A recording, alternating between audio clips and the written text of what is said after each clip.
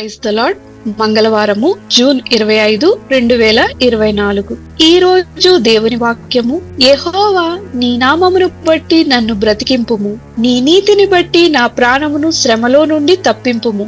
కీర్తనలు 143:11. చీకటి క్షణాలు, లోతైన ప్రార్థనలు. నాకు ఒక చీకటి క్షణం వచ్చింది. ఆ 5 పదాలు కోవిడ్-19 మహమ్మారి సమయంలో ప్రముఖ మహిళా సెలబ్రిటీ యొక్క అంతర్గత వేదనను సంగ్రహిస్తాయి. క్రొత్త సాధారణ స్థితికి సర్దుబాటు చేయడం ఆమె సవాలులో భాగం, మరియు ఆమె గందరగోళంలో ఆత్మహత్య ఆలోచనలతో కుస్తీ పడుతున్నట్లు ఆమె అంగీకరించింది. అధోముఖంగా మెలితిరిగే జీవితం నుండి బయటకు రావడంలో ఆమె కష్టాన్ని పంచుకునే స్నేహితుడితో పంచుకోవడం కూడా ఉంది. మనమందరం గందరగోళంగా ఉండే గంటలు, రోజులు మరియు కాలాలకు గురవుతాము. లోయలు మరియు కఠినమైన ప్రదేశాలు విదేశీవి కావు, కానీ అలాంటి ప్రదేశాల నుండి బయటపడటం సవాలుగా ఉంటుంది, మరియు మానసిక ఆరోగ్య నిపుణుల సహాయాన్ని కోరడం కొన్నిసార్లు అవసరమవుతుంది.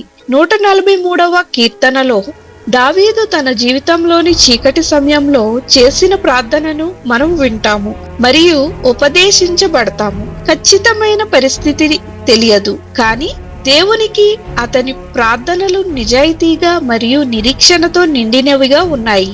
శత్రువు నన్ను వెంబడిస్తాడు, అతను నన్ను నేల మీద నలిపివేస్తాడు. చిరకాలం చనిపోయిన వారిలా నన్ను చీకటిలో నివసించేలా చేస్తాడు.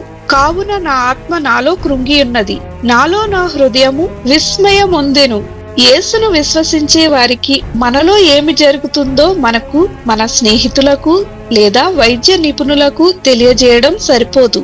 కీర్తనలు 43:7-10లో ఉన్న శ్రద్ధగల అభ్యర్థనలతో కూడిన ప్రార్థనలతో మనం దేవుని ఆలోచనలు మరియు అన్నీ మనస్ఫూర్తిగా రావాలి. మన చీకటి క్షణాల సమయం దేవుడు మాత్రమే తీసుకురాగల కాంతి మరియు జీవితాన్ని వెతకటం లోతైన ప్రార్థనల కోసం కూడా కావచ్చు.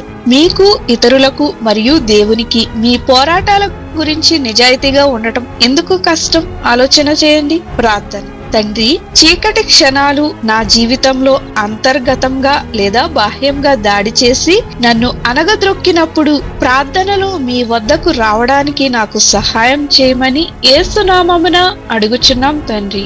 ఆమేన్.